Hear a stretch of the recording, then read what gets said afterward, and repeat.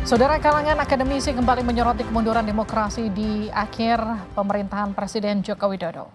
Namun Guru Besar Fakultas Psikologi UGM, Kunchoro, mengaku dapat pesan hinaan karena keikutsertaannya dalam aksi seruan Selamatkan Demokrasi.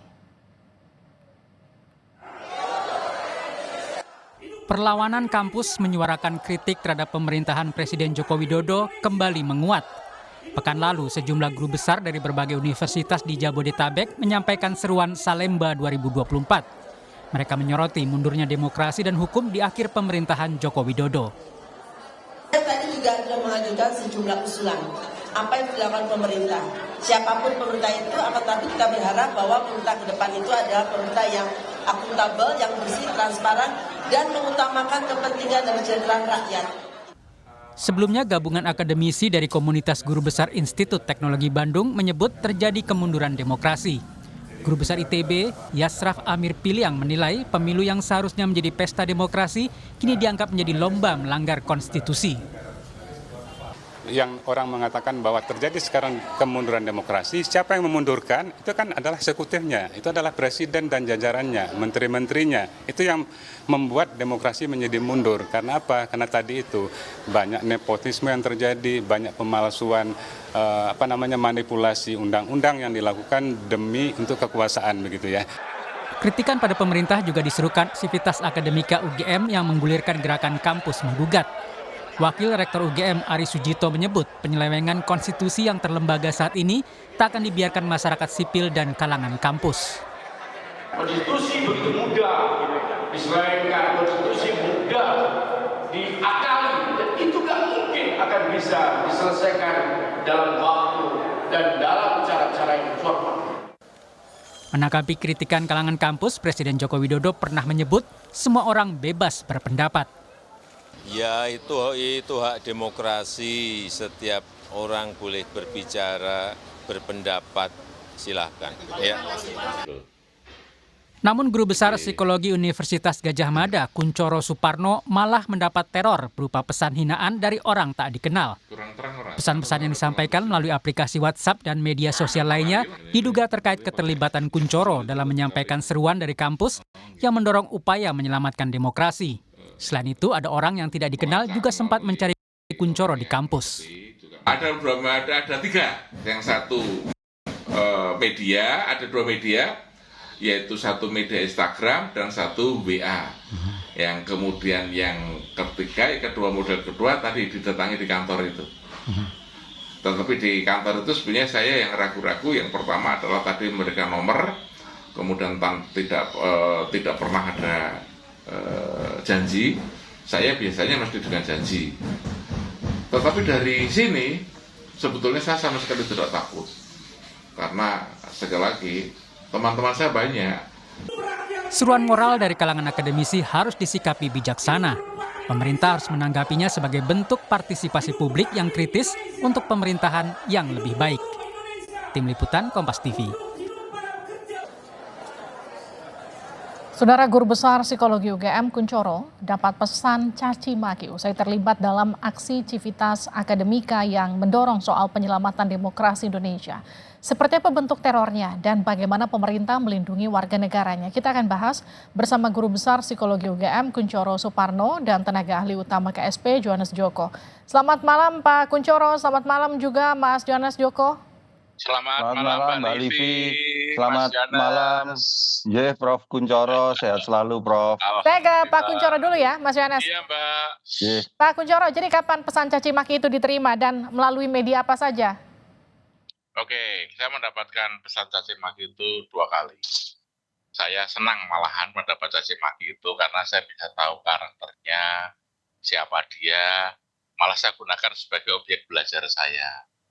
Saya menemukan ada 2 bentuk kegiatan seperti itu. Yang satu itu saya mengistilahkan sebagai lone wolf, yaitu yang mereka punya rasa pendukung setia, itu pendukung setia yang dia berjuang sendirian.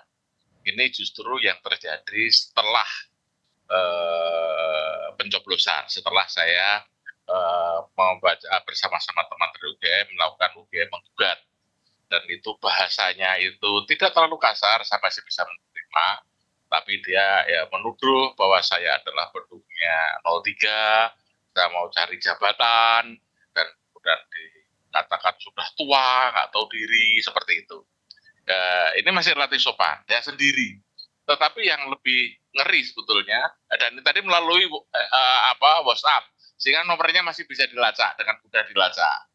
Tetapi yang kedua, yang pertama itu menggunakan dengan IG, Instagram. Ya, dengan melalui Instagram itu mereka tersistem.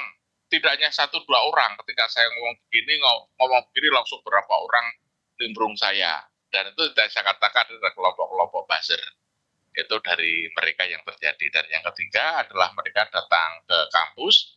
Dan tadi semakin yakin bahwa setelah ada penjelasan dari SKK, Satpam di kampus, menjelaskan bahwa mereka itu hari yang kedua dia berpura-pura ODGJ, karena di depan kampus itu ketika di ruang tunggu mereka itu ngaji dengan suara teriakan keras sampai dengan diperingatkan oleh Satpam. Oke, Prof, gini, yang kedua tadi itu kan Anda katakan buzzer, tapi yang pertama Anda sempat katakan bahwa Anda mengetahui orangnya. Yang ketiga ini kan orangnya datang ke kampus, artinya lebih mudah teridentifikasi. Yang pertama sama yang ketiga orangnya sama nggak, Prof? Bukan begitu, Mbak. Jadi yang pertama itu adalah mereka itu yang buzzer itu adalah kelompok yang datang sebelum, mereka tidak datang, mereka tuh melalui IG itu menjelek-jelekan saya. Oke. Gitu. Melalui 2 forum, satu IG, murni IG, yang satu itu masuk reelsnya saya yang mengirim reels tentang cucu saya. Baik. Yang ini tidak etis, gitu. Kemudian yang kedua, itu orang yang datang kepada saya di kampus dan saya tidak pernah ketemu dengan dia karena tidak pernah ada perjanjian. Nah, yang setelah itu baru yang kedua, yang itu lone wolf, itu yang melalui WhatsApp itu. Dan yang WhatsApp ini, yang Prof sempat katakan Prof bisa identifikasi orangnya, ini beda dengan orang yang datang ke kampus ya, Prof? Beda. Yang ini saya berani, Mbak, karena dia menggunakan logo KPK. Dan dia tidak tepat menggunakan logo KPK untuk kasus yang seperti ini. Karena itu saya lawan dan kemudian saya katakan saya laporkan, malah dia mengkeret. Kemudian setelah itu dia tidak mau bicara lagi. Pakai logo KPK, petinggi KPK, Prof? Bukan, dia mengatakan sebagai layanan masyarakat KPK. Gitu. Kemudian saya lacak, kemudian saya tahu namanya siapa dia, kemudian dari perasaan itu saya diberi juga teman-teman dari Polda, kemudian saya lacak namanya ini dari sini, halo Mas ini, gitu, apa kabar? Itu diam, gitu diam. ASN, Prof? Apanya? ASN, bukan? Bukan. Tapi memang itu yang kedua itu memang di label penipu oleh teman-teman dari Polda. Oke, saya ke Mas Yohanes ya. Mas Yohanes, kalau kita melihat teror seperti ini, bagaimana kemudian bentuk perlindungan dari negara? Yang pasti begini dulu lah Mbak, kita sepakat dulu lah, saya sama Prof Kunchoro ini kalau urusan demokrasi kita sepakat dulu lah Prof, bahwa esensi demokrasi itu kan kebebasan berpendapat, kebebasan berekspresi gitu. Ya, sehingga segala bentuk pendapat, masukan, kritik itu harus betul-betul kita jaga sejauh memang itu bukan cacian, makian, fitnah, kebencian, dan kebohongan. Maka dalam konteks apa yang disampaikan oleh Prof Kunchoro dan teman-teman guru besar, baik di UI maupun di UGM, itu harus kita lihat ini sebagai sebuah vitamin bagi demokrasi kita, vitamin bagi kemajuan bangsa kita. Lah tentu Mbak, dalam setiap ketika kita masuk ke ruang publik dan kita memberikan pendapat, bukan hanya Prof Kunchoro, Prof, saya pun juga ketika saya masuk ke ruang publik itu pasti akan menimbulkan pro dan kontra. Ada yang mendukung, ada yang tidak mendukung. Dan yang ketika itu tidak mendukung ya ekspresinya macam-macam seperti yang tadi disampaikan oleh Prof Kunchoro, ada yang japri langsung, ada yang melalui akun sosial media kita. Tetapi yang ingin kami tegaskan beginilah Mbak, apapun yang dialami Prof Kunchoro ataupun itu bukan bagi kami, itu harus kita lihat, janganlah itu di framing seolah-olah itu dilakukan oleh kelompok atau pihak yang yang dikritik oleh Prof. Kuncoro begitu. Karena komitmen kami, sekali lagi Prof, komitmen kami kantor staf presiden, komitmen kami pimpinan kami Jenderal Muldoko itu jelas sekali bahwa apapun yang terkait dengan kebebasan berpendapat, kritik, caci, kritik, masukan itu harus betul-betul dikawal dan dilindungi. Oke. Itu poinnya, Mbak. Mbak Tapi Livia, gini. kalau masalah perlindungan, saya ingin menyampaikan sesuatu. Saya mengucapkan terima kasih yang sebesar-besarnya dan hormat saya kepada Bapak Kapolda DIY. Dia tadi pagi, beliau mengirimkan kepada saya, karena berita di luar sudah bertebaran, Pak Kapolda, Pak Suwonto Nainggolan itu mengirimkan kepada saya perlindungan kepada saya. Bahkan beliau sudah menyampaikan kepada Kapolres untuk membantu saya, mengawasi saya. Dan ini membuat saya tidak takut. Karena inilah sering saya katakan bahwa saya adalah sebagai warga negara masyarakat. Pasal 13 Undang-Undang Nomor 2 tahun 2002 itu setiap warga negara berhak mendapat perlindungan dari kepolisian. Saya butuh perlindungan kepolisian. Kenapa? Karena saya memiliki pemimpin yang mengacaukan kehidupan politik Indonesia. Gitu. Mereka berpandangan seperti itu, saya berpandangan seperti ini. Mereka dilindungi, kenapa saya tidak? Gitu. Ini yang menjadi hak saya. Prof, gini Prof, yang jadi pertanyaan saya, apakah yang mendapat ancaman itu hanya Prof saja atau rekan-rekan sesama akademisi yang juga ikut menyuarakan aksinya, ikut sama-sama diteror? Kalau yang itu aksinya, saya belum pernah mendengar. Tapi yang kalau misalnya kemarin dari Pak Fahri dari Universitas Andalas, mereka juga menyampaikan, dan kita sama saja bahwa ini sebutnya teror ini vitamin kok Mbak, buat kita Mbak.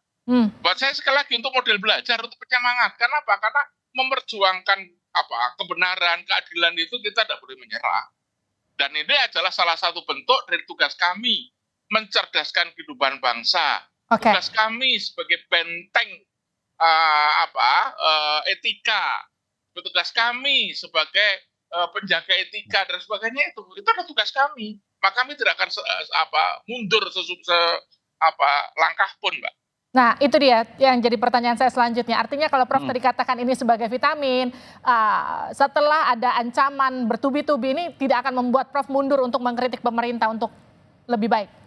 Loh, tadi kan saya malah justru saya gunakan sebagai objek belajar tuh, Mbak. Ya. Saya banyak belajar yang ada di sini. Saya bisa merasakan gitu.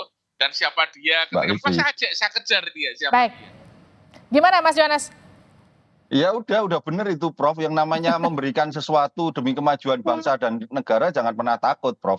Komitmen kami pemerintahan Presiden Jokowi itu udah jelas bahwa terkait kebebasan berpendapat, berekspresi itu betul-betul dilindungi. Lihat saja berapa banyak cacian, makian, bahkan kritik yang dialamatkan kepada Bapak Presiden Jokowi. Pernah nggak beliau membawa itu ke dalam ranah hukum, dan inilah yang harus sama-sama kita jaga begitu Prof, bahwa ada perbedaan pendapat antara saya mungkin dengan Prof Kuncoro, yaitu adalah perbedaan pendapat yang perlu kita dialogkan, dan pada titik itu pintu-pintu dialog bahkan kantor staf presiden itu membuka pintu dengan sangat lebar sekali. Mari apa-apa saja yang menjadi perbedaan, apa-apa saja yang menjadi kritik untuk kita dialogkan.